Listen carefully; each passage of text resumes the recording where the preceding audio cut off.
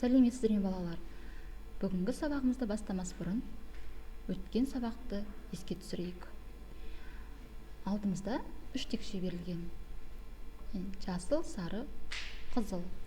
Осы текшелердің ішінде сұрақтар жасырылған. Кәне, кім қандай текшені таңдайды? Сары. Мұхиттардың бөліктерін ата.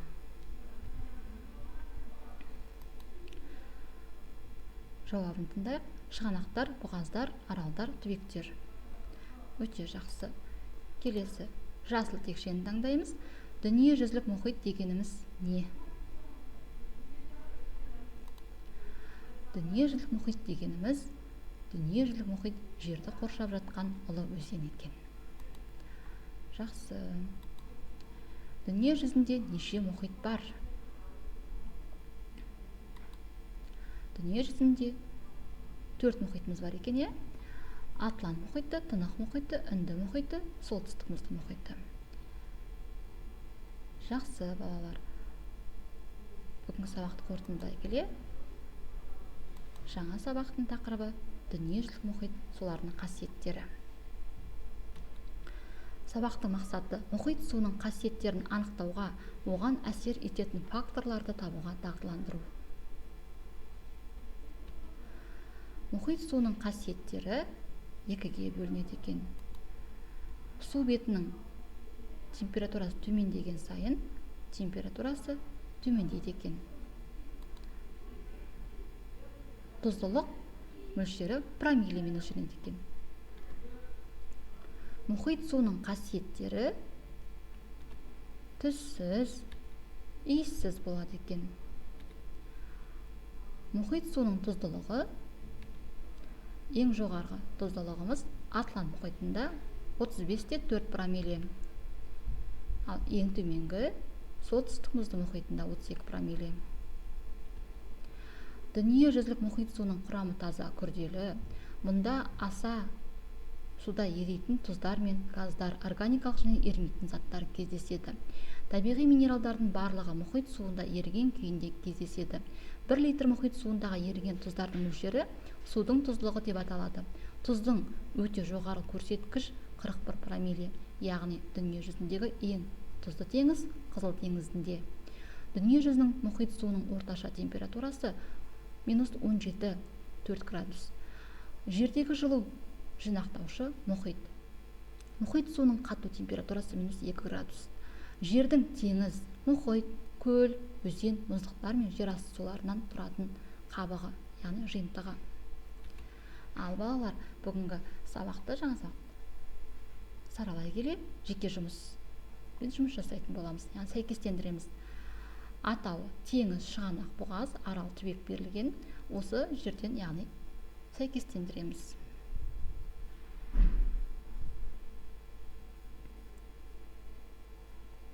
Жақсы оқушылар, дұрыс жауабын тексеріп қойық.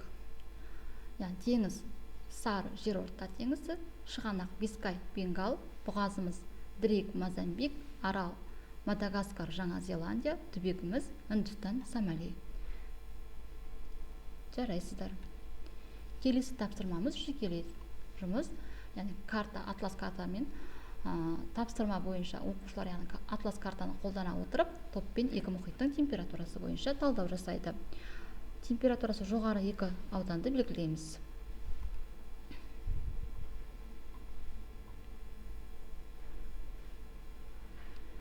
Жақсы, бұл жерде Қызыл теңізі, яғни Үнді мұхитында, яғни Қызыл теңізі.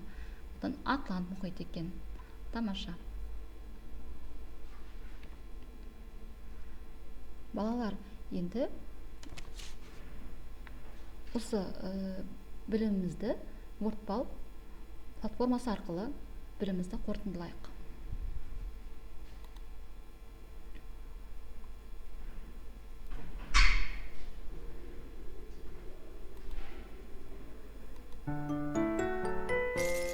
Дүниежүзілік мұхит суының басты қасиеті.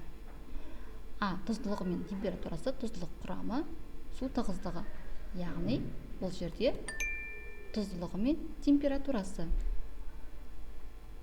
Мұхит суының орташа көрсеткіші. Яғни 35 промилле екен.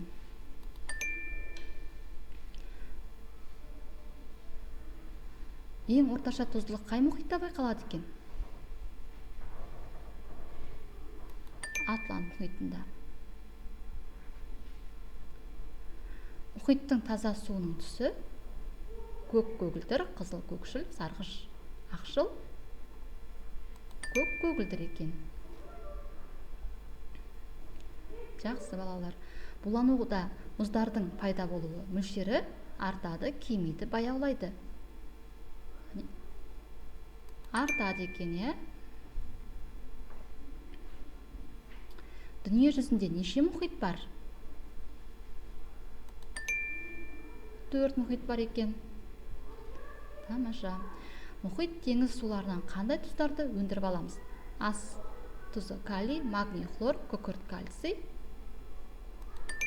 Ас тұзы калий екен. Тамаша балалар.